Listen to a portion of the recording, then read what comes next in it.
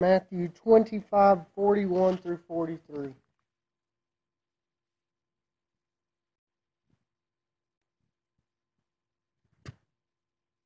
Okay. Matthew 25:41 through 43. Yes. So this story is about how those come to him,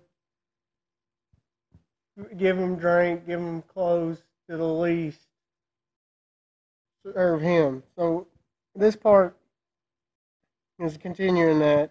The ones that are serving him are on the right, and now he's addressing those that aren't, which are on the left, the hypocrites, if you will. Doesn't say that, but that's who this group is.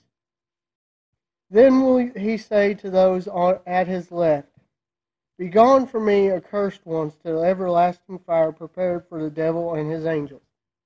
Now, one of the things I thought about when I was studying for this is the devil was put into hell because he tried to make a god of himself. He rebelled against God. He wanted a higher place than God. Those that go to hell kind of go for the exact same reason. They're making a god of themselves. They're rebelling against God's ways.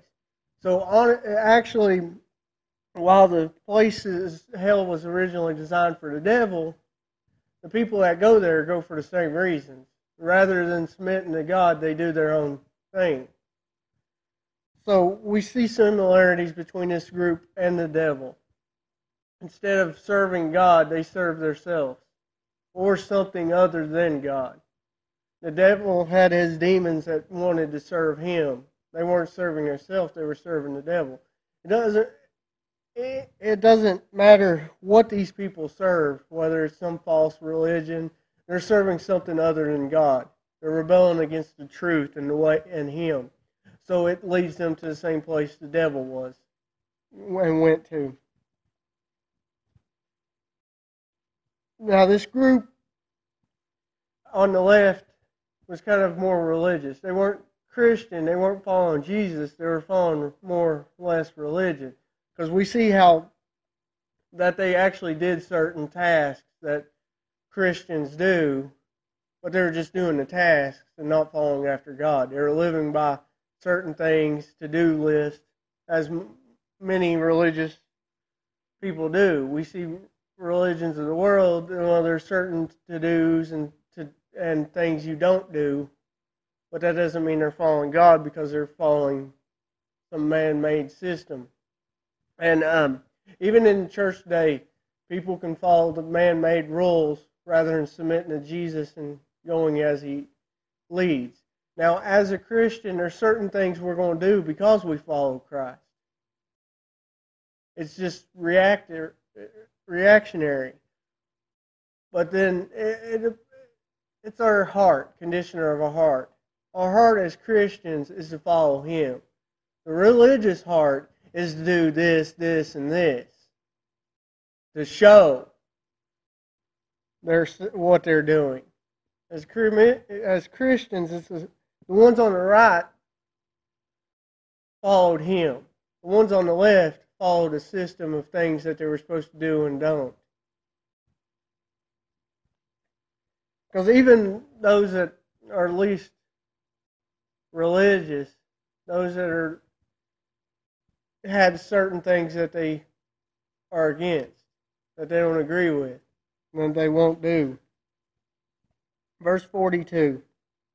"For I was hungry, and you did not feed me. Thirsty, and you gave me no drink." Now, this is thing, we see with Abraham in the Old Testament, in one of the first stories, how before he knew God came to him, he knew this man. And he offered up, later he learned that it was the Lord speaking to him. But it's act of charity. We see how when Lot sees two men in the streets of Sodom, how he takes them in. We see how Jesus feeds 5,000 and others and cares for. Act of charity. In fact, when the Bible refers to love in the Old Testament, it doesn't use the word love, it uses the word charity. Because it's an action. that comes from the heart in an act of service. These people didn't have that. These people neglected those who they saw in need. It isn't saying that they weren't able to help them. They just chose not to. Because God understands when we want to help people and don't. Chuck was preaching this morning about how Peter and John didn't have money to give that man, but they still had compassion for him. We as Christians will have compassion for those, even if we can't help them. This group of people saw the need and just ignored it. Jesus points this out because they could have did something for that need. He wouldn't have brought it up before them if they couldn't have helped it. Another way to phrase this is they saw the hungry and they never fed them. And they saw the thirsty and never gave them water.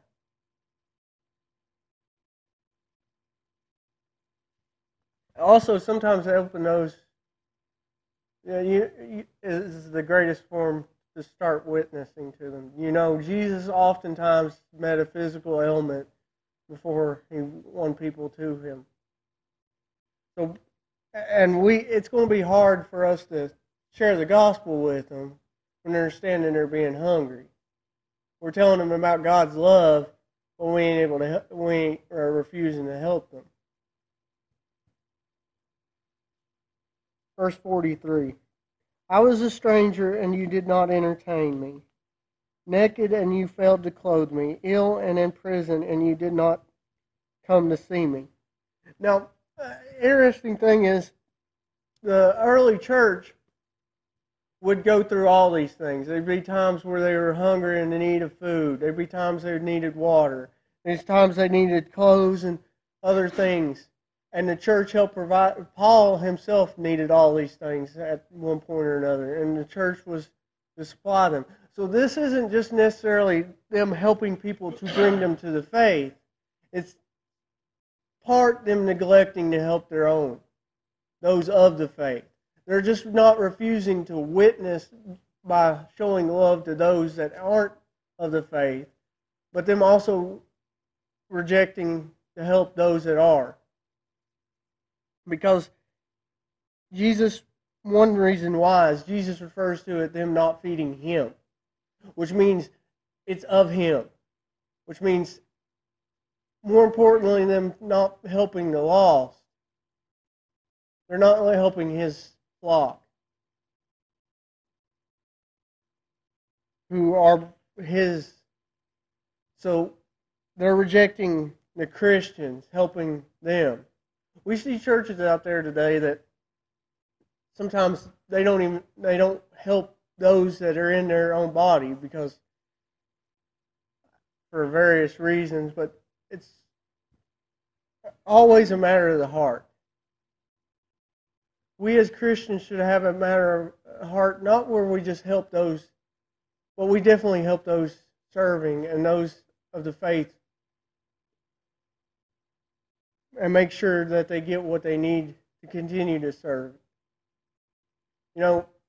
It's the idea of missionaries. If they're willing to go out serving, we should be willing to do our part to help them get there.